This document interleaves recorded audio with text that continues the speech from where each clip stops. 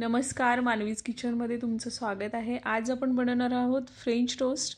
याला तुम्ही चीजसोबत, चॉकलेटसोबत किंवा साध्या पद्धतीने सुद्धा बनवू शकता। तर चला छान अशा रेसिपीला आज सुरुवात करूया। फ्रेंच टोस्ट बनवण्यासाठी मी इथं व्हाईट ब्रेड घेतलेला आहे, 2 अंडे आहेत, बटर आहे, अर्धा कप दूध आहे, मीठ आहे चवीप्रमाणे, दालचिनी पावडर आहे आणि मध घेतलेला आहे। सुरुवातीला आपण इथे एक पसरट प्लेट घेऊया ज्याच्यामध्ये आपल्याला व्यवस्थित ब्रेड डिप करता येईल। तुम्ही जर बाउल वगैरे वापरला तर त्याच्यामध्ये व्यवस्थित ब्रेड डिप करता येणार नाही, त्यासाठी अगदी पसरट असं काहीतरी भांडं किंवा प्लेट घ्यायची आहे। त्याच्यामध्ये आपण आता सुरुवातीला अंडी फोडून घेऊया। तर मी इथे 3 अंड्यांचा वापर केलेला आहे। तिन्ही अंडी आपण इथे व्यवस्थित फोडून घेऊया।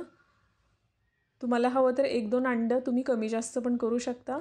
आता याला चमच्याने आपण व्यवस्थित मिक्स करून घेऊया।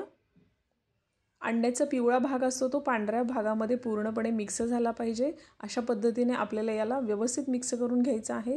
आता आपण याच्यामध्ये चवीप्रमाणे मीठ घालूया। मिठाचा वापर तुम्ही तुमच्या चवीप्रमाणे करू शकता। लगेच त्याच्यामध्ये दालचिनीची पावडर टाकलेली आहे थोडीशी। आता अर्धा कप इथं मी दुधाचा वापर केलेला आहे।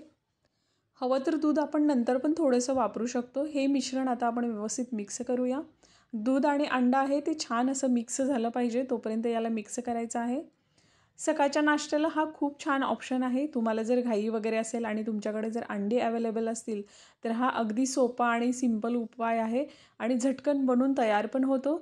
आता आपण अंड्यामध्ये ब्रेड डिप केलेला आहे व्यवस्थित, याला फक्त एकदाच डिप करायचं आहे। आता छान असं याला आपण भाजून घेऊया। त्यासाठी मी गॅसवरती पॅन ठेवलेला आहे। सुरुवातीला आपण याच्यामध्ये बटर घालायचं आहे।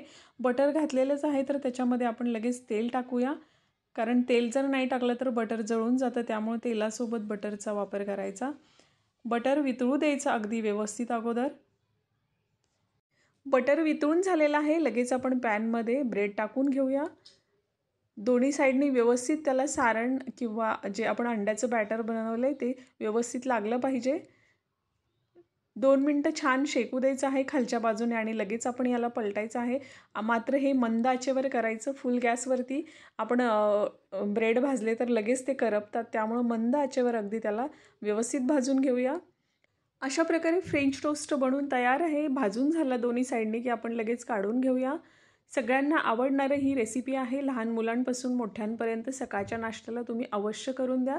कमी वेळेमध्ये आणि बनवणं खूप सोपं आहे।